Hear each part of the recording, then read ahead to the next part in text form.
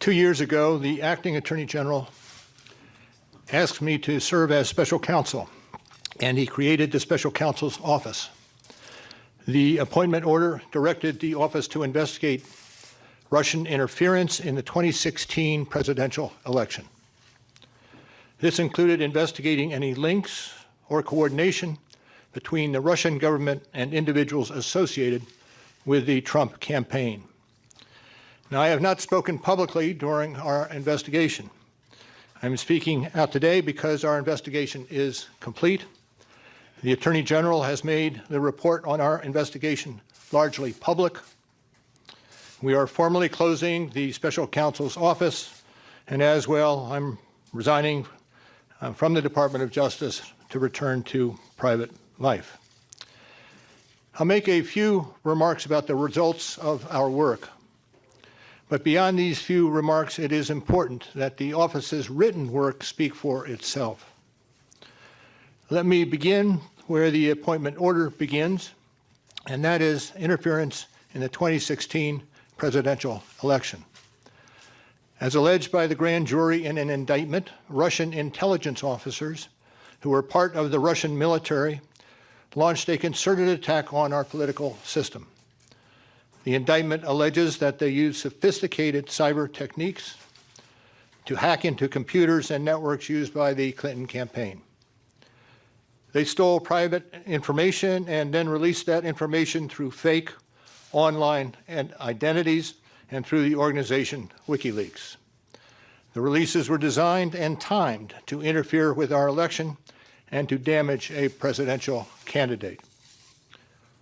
And at the same time, as the grand jury alleged in a separate indictment, a private Russian entity engaged in a social media operation where Russian citizens posed as Americans in order to influence an election.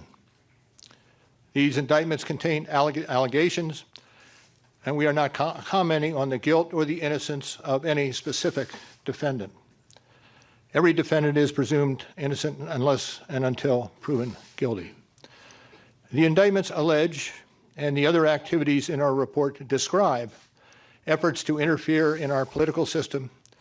They needed to be investigated and understood, and that is among the reasons why the Department of Justice established our office. That is also a reason we investigated efforts to obstruct the investigation.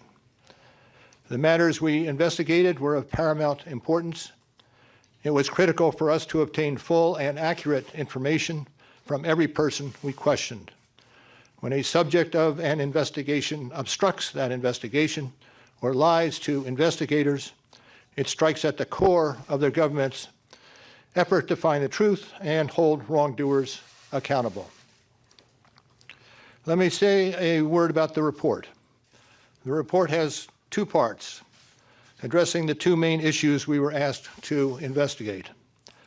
The first volume of the report details numerous efforts emanating from Russia to influence the election.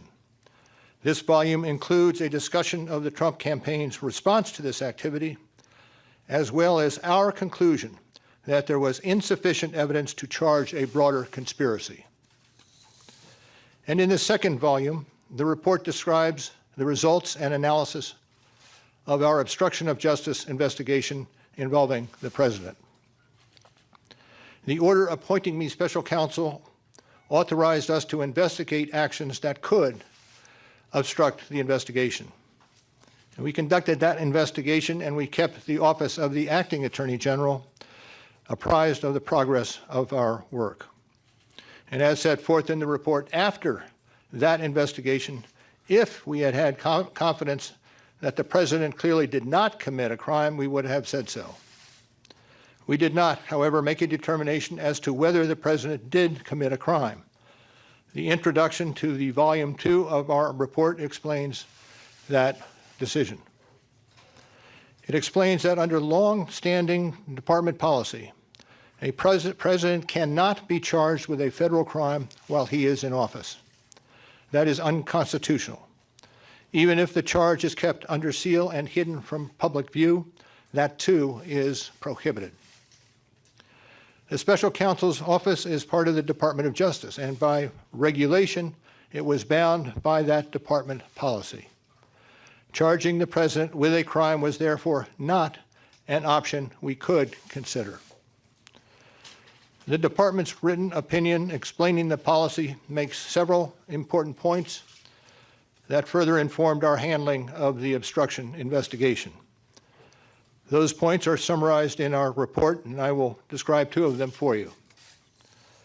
First, the opinion explicitly permits the investigation of a sitting president because it is important to preserve evidence while memories are fresh and documents available. Among other things, that evidence could be used if there were co-conspirators who could be charged now. And second, the opinion says that the Constitution requires a process other than the criminal justice system to formally accuse a sitting president of wrongdoing. And beyond department policy, we were guided by principles of fairness. It would be unfair to potentially accuse somebody of a crime when there can be no court resolution of the actual charge. So that was Justice Department policy. Those were the principles under which we operated, and from them we concluded that we would not reach a determination one way or the other about whether the president committed a crime. That is the office's final position, and we will not comment on any other conclusions or hypotheticals about the president. We conducted an independent criminal investigation and reported the results to the Attorney General, as required by department regulations. The Attorney General then concluded that it was appropriate to provide our report to Congress and to the American people. At one point in time, I requested that certain portions of the report be released. The Attorney General preferred to make the entire report public all at once, and we appreciate that the Attorney General made the report largely public, and I certainly do not question the Attorney General's good faith in that decision. Now, I hope and expect this to be the only time that I will speak to you in this manner. I am making that decision myself. No one has told me whether I can or should testify or speak further about this matter. There has been discussion about an appearance before Congress. Any testimony from this office would not go beyond our report. It contains our findings and analysis and the reasons for the decisions we made. We chose those words carefully, and the work speaks for itself. And the report is my testimony. I would not provide information beyond that which is already public in any appearance before Congress. In addition, access to our underlying work product is being decided in a process that does not involve our office. So beyond what I've said here today and what is contained in our written work, I do not believe it is appropriate for me to speak further about the investigation or to comment on the actions of the Justice Department or Congress. And it's for that reason I will not be taking questions today as well. Now, before I step away, I want to thank the attorneys, the FBI agents, the analysts, the professional staff who helped us conduct this investigation in a fair and independent manner. These individuals, who spent nearly 2 years with the special counsel's office, were of the highest integrity. And I will close by reiterating the central allegation of our indictments, that there were multiple, systematic efforts to interfere in our election. And that allegation deserves the attention of every American. Thank you. Thank you for being here today. Sir, if you're subpoenaed, will you be full time? No question. A 10-minute statement from Robert Mueller, the special counsel, soon to be the former special counsel, with some significant news, Jake, especially his point, what he has said, not saying anymore, doesn't want to have to go before Congress and testify.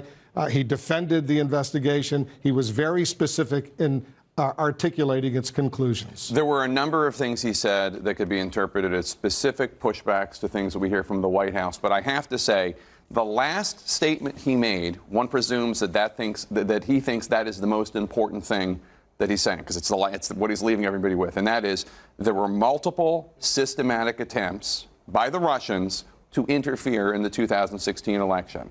And that is something that amidst all of the political back and forth, all of the false claims from the White House and from the president's detractors, keeps getting lost. Other countries are trying to interfere in our elections, and we are not, according to experts, doing enough to stop that. And that is, I think, what he wanted his last message to be. Beyond that, there were a number of things he said that I thought were rather pointed, standing up for the people on his investigation, saying that they are of the highest integrity, despite all of the falsehoods we keep hearing about them from the White House and others, and obviously saying that if we had evidence that the president did not commit a crime, we would have said so. And he kept saying that the longstanding Justice Department guideline is the sitting president of the United States can't be indicted, can't be charged with a crime, and as a result, they didn't go ahead and charge him with any crime, in part because of that. And Sarah Murray, one of the things that he definitely made clear, Robert Mueller, is I do not want to testify publicly. I want this to be the last of it. If you want to know what I think, read the report.